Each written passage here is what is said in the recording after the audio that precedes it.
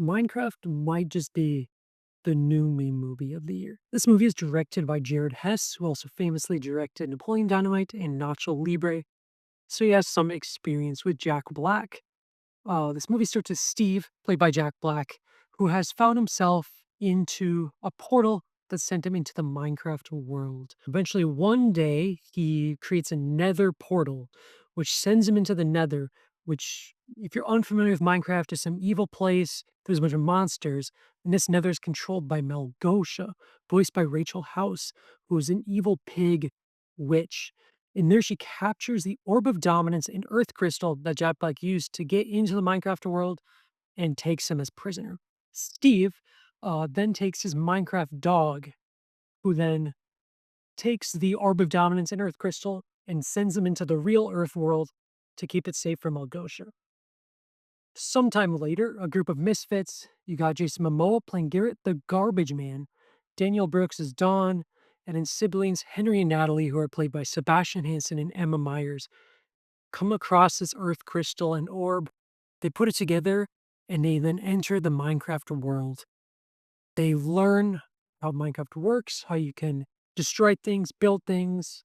The monsters come out at night and chase them around. While they do this, Malgosha learns about them and sends Steve to go out and get back the orb and earth crystal.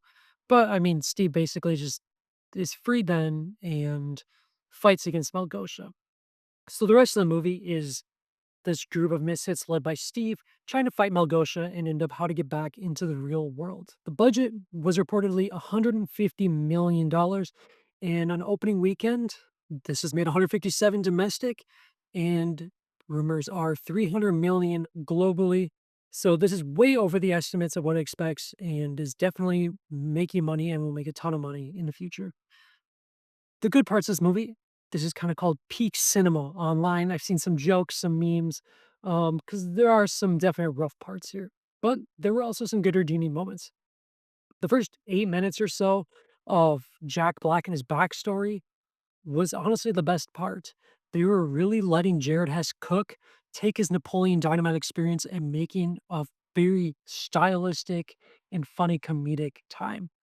After that, though, the rest of the movie was just kind of basic, like the corporate saying, "All right, here's your Minecraft stuff, and you're gonna just do that." It's not your peak actors of the time, but they were honestly having a good time. Jack Black was kind of being himself, who he just yells a lot and sings and does some funny stuff. Jason Momoa, well, I kind of didn't recognize him. It seemed like off-brand Jason Momoa to me, was very into his character as this kind of loser garbage man. Those two were just the big personalities of the movie that kind of carried it the way through. Those are some pretty funny moments where Jennifer Coolidge, who really has nothing to do with the storyline, meets a villager that had escaped the Minecraft world into the human world, and they kind of start dating. But if you don't know the Minecraft world, the villagers don't talk and they just make noises like, "Hmm, her, her." And she starts dating his character and, I don't know, falls in love basically, and, it's just Jennifer Coolidge being her dumb blonde self that she really likes. If you like this review, please hit the subscribe and the like button. Now to the not so great parts. Basically, after the first 8 minutes, the movie was an hour and a half of just meh. It wasn't anything special. It was a very basic story, your classic kids animated movie. Let's defeat the bad guy and go home. It didn't have the Minecraft charm. The movie was just so predictable. Your characters are about a teamwork in the beginning, were good in the end. The smart kid who didn't really have friends saved the day in the end. And I was really checking my watch after about an hour, being like, there's still 40 minutes of this. Like, let's get this moving, please. The other problem was this movie didn't feel like Minecraft to me. I played the game years and years and years ago.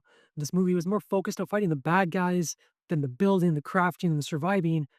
That was Minecraft to me, at least. The music was even off. Minecraft music is iconic, and this one just kind of took the theme, but made it very cinematic, and it just didn't give me that nostalgia feel that I was looking for.